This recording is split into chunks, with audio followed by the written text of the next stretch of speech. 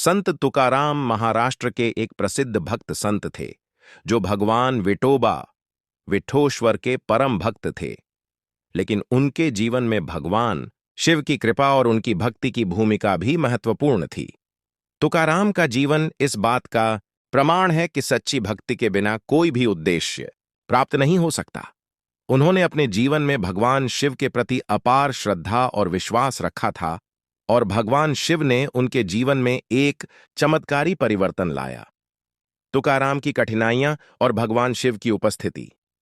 तुकाराम एक सामान्य ब्राह्मण परिवार में पैदा हुए थे। उनका जीवन बहुत संघर्षपूर्ण था।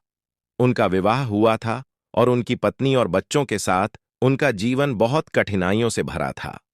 उनके पास बहुत कम साधन थे और उनके घर में गरीबी और परेशानियां छाई रहती थीं। लेकिन इसके बावजूद तुकाराम का दिल भगवान शिव और भगवान विठोबा के प्रति अपार श्रद्धा से भरा हुआ था। उन्होंने कठिनाइयों के बावजूद ईश्वर की भक्ति में कोई कमी नहीं होने दी।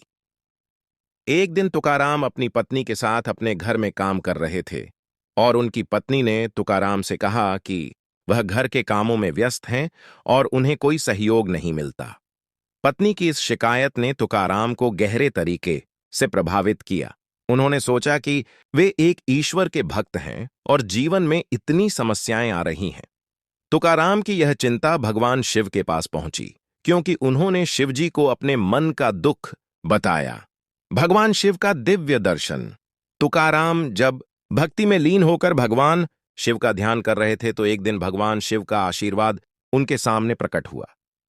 भगवान शिव ने तुकाराम से कहा, तुम जो कर्म कर रहे हो वह तुम्हारे लिए सही है। कोई भी समस्या स्थायी नहीं होती। ईश्वर के आशीर्वाद से तुम्हारी समस्या सुलझेगी। बस तुम्हें सच्ची श्रद्धा और विश्वास बनाए रखना है। भगवान शिव ने तुकाराम को यह भी बताया कि वे उनके साथ हैं और भले ही यह समय कठिन हो, लेकिन उनका भविष्य उज्जवल होगा। भगवान शिव ने तुकाराम को जीवन में धैर्य रखने और हर समस्या का समाधान भक्ति में खोजने का संदेश दिया।